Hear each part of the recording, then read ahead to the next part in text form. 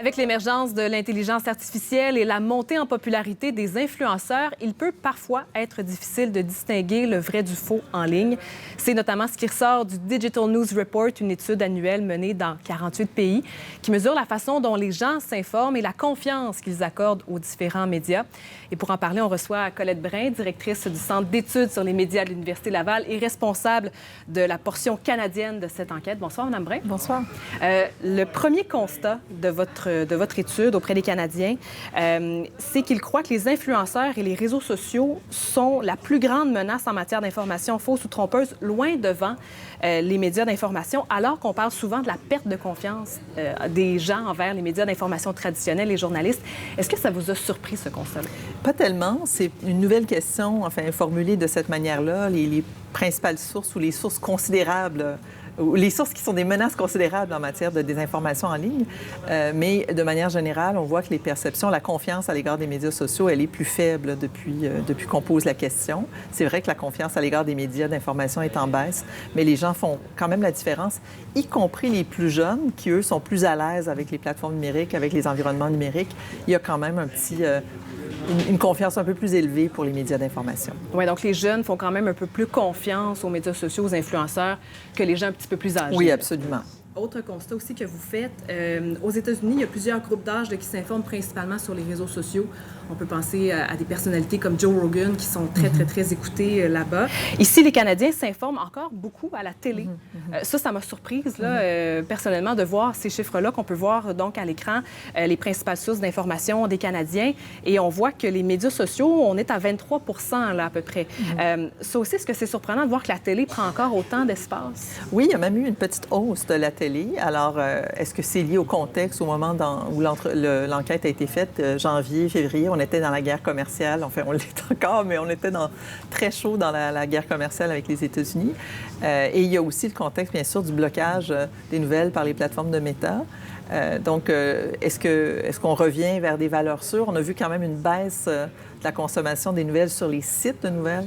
Donc, il y a des fluctuations d'une année à l'autre. Je ne crois pas qu'on puisse en tirer des trop grosses conclusions, mais la perception des médias sociaux comme étant problématique, je pense que dans le contexte canadien, dans la réponse de Meta à la loi fédérale et tout, je pense qu'on est dans une période particulièrement vigilante. Il y a aussi moins, donc, de contenu d'information sur les réseaux sociaux. Justement, il y a moins de ces influenceurs d'information, là, je ne sais plus comment on doit les appeler, là, les créateurs de contenu qui parlent d'actualité. Les info-influenceurs aussi. Oui, info-influenceurs, j'aime bien ça. Donc, il y a certains pays qui en ont beaucoup, la France, les États-Unis et d'autres. Et au Canada, au Québec, bon, ça émerge, mais c'est plus récent et puis c'est des audiences, des auditoires un peu plus nichés, si on veut. Donc, si on en a vu certains là, qui se sont lancés dans cette branche-là récemment, donc peut-être que l'année prochaine, on aura d'autres chiffres. C'est sûr qu'on va reposer la question. Je voulais vous parler aussi de la confiance générale là, des gens envers les médias d'information. Dans les dernières années, on voit une chute de l'intérêt, de la confiance. Là, on en parle depuis déjà quelques années, des Canadiens envers les médias d'information. Il y a seulement 39 % des répondants qui ont confiance en la plupart des nouvelles qu'ils voient là, sur les différents médias.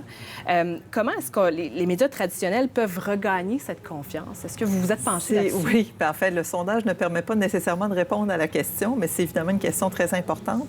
Je ne crois pas qu'il y ait de solution à court terme, de solution rapide.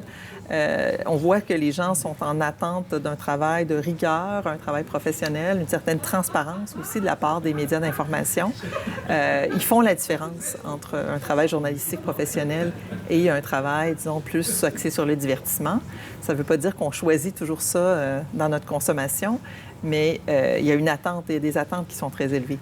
Donc, c'est sûr que c'est facile de dire il faut que les médias répondent aux attentes. Là. C'est un peu plus compliqué que ça, mais il y a quand même des signes encourageants dans cette étude, je pense.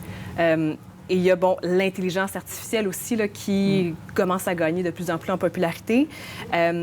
Est-ce que ça risque de changer la donne? Parce que là, pour l'instant, les gens ne s'informent pas encore beaucoup là, via les robots conversationnels, mais on sait que ça évolue très rapidement. Est-ce que l'année prochaine, dans votre prochaine enquête, est-ce que vous pensez que ça pourrait être différent? Oui, je pense que ça va monter, peut-être pas de manière spectaculaire. On est à 1 % des gens qui disent utiliser les robots conversationnels pour s'informer sur l'actualité.